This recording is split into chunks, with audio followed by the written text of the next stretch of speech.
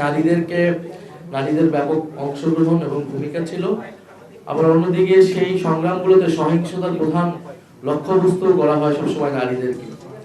আমরা 71 সালে জানি, আমরা জুলাই গণঅভ্যুত্থানেও দেখেছিলাম যে আমাদের 15ই জুলাই আন্দোলনটা যেখান থেকে স্পার্ক করলো, সেই মূল ঘটনাটাই ছিল যে নারীদের উপরে বা আমাদের ছাত্রীদের উপরে যে হামলাটা 15ই জুলাই ঢাকা বিশ্ববিদ্যালয় এলাকায় হলো, এবং নারীদেরকে, আমাদের মেয়েদের বা ছাত্রীদেরকে টার্গেট করা হলো।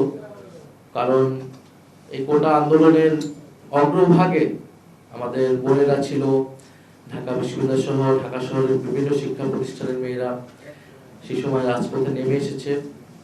ফলে এই আন্দোলনটা একটা বৈধতা, একটা নেতৃত্বের জায়গায় নারীরা চলে এসছে, এবং এই কারণে নারীদের প্রতি বা ছাত্রীদের প্রতি সেই ক্ষোভটা আমরা সেই সময় ফ্যাসিস্ট বাহিনী কর্তৃক দেখেছিলাম।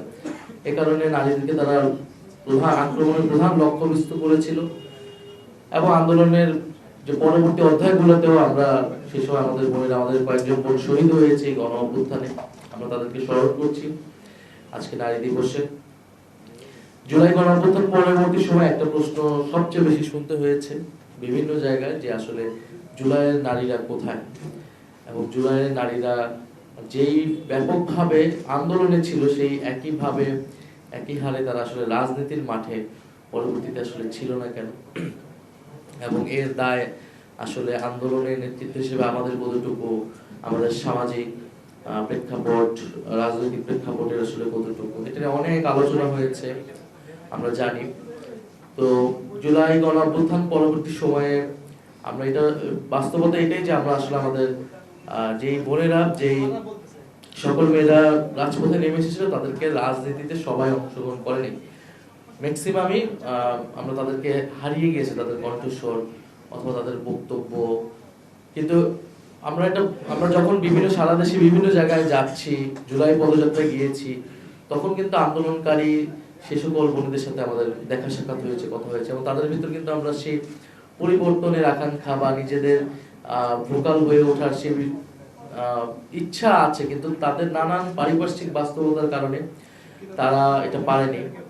এবং এখানে আমাদের দলেরও নারী সদস্য ওনারা আছেন, এছাড়া নাফসিন আছে, জুমা আছে, ওনাদের অভিজ্ঞতাও ওনারা শেয়ার করেছেন। জুলাই পরবর্তী সময়ে এই জিনিসটা অনেক বেশি, এটা আগের থেকেই ছিল, কিন্তু নারীদের প্রতি অনলাইনে যে সাইবার বুলিং এবং নারীদেরকে টার্গেট করে এমন একটা পরিস্থিতি তৈরি করা হয় যে মানসিকভাবে তারা বিপর্যস্ত হয়ে যায়।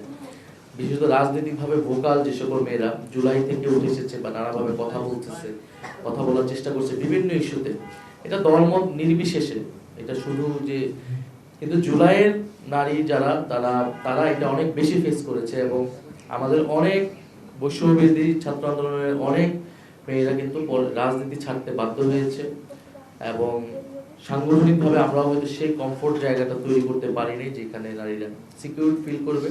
কারণ সামাজিক সাইবার স্পেসটা এত বেশি বিষাক্ত হয়ে গিয়েছিল বিভিন্ন সময়।